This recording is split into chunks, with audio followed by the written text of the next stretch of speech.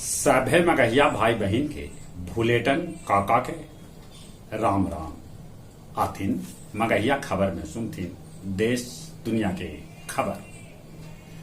बिहार 10.64% विकास दर के साथे देश भर में फिर से रहल अव्वल।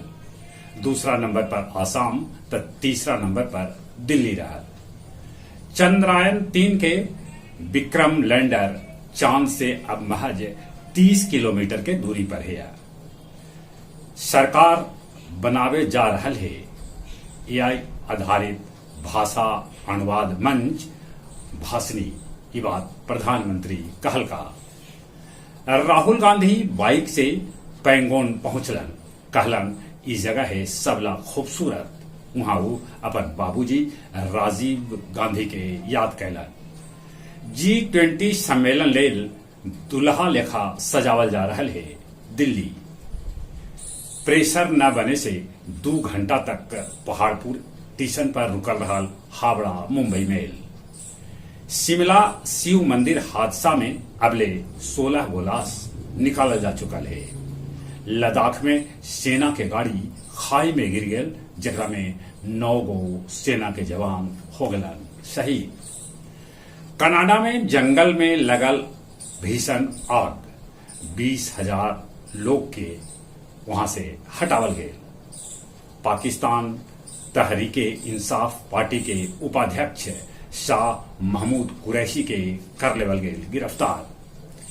इमरान के बीवी बुशरा इमरान के जहर देवे के आशंका जेहल में जतौलन है।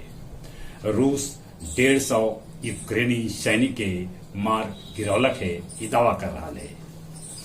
गया जिला हिंदी साहित्य सम्मेलन भवन में काव्य संध्या 469 के आयोजन कैल गेल, जकर अध्यक्षता डॉक्टर रामकृष्ण और संचालन जनाब खालिद हुसैन परदेसी कैल का। कार्रवाई करेले डेल्हा पुलिस बल पर छोटकी नवादा भीर बालू माफिया सभे कर दलन हमला। वजीरगंज के पुनामा में मनावल गए विश्व फोटोग्राफी दिवस। गुरुआ के विधायक विनय यादव कैलन लकड़हिया सड़क के उद्घाटन। अब कुछ खेल के समाचार।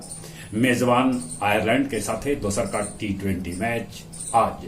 भारत सीरीज अपना नाम करे लेल आज उतरत। एशियाई कप लेल टीम इंडिया के चयन कल करल जाए।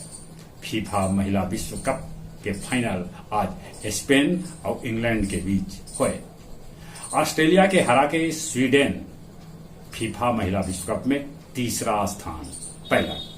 आईसीसी विश्व कप लेल पेश कैल गेल शुभंकर के जोड़ी। चलित एक बेर फिर से अपने सभे के भूलेटन काका के राम राम।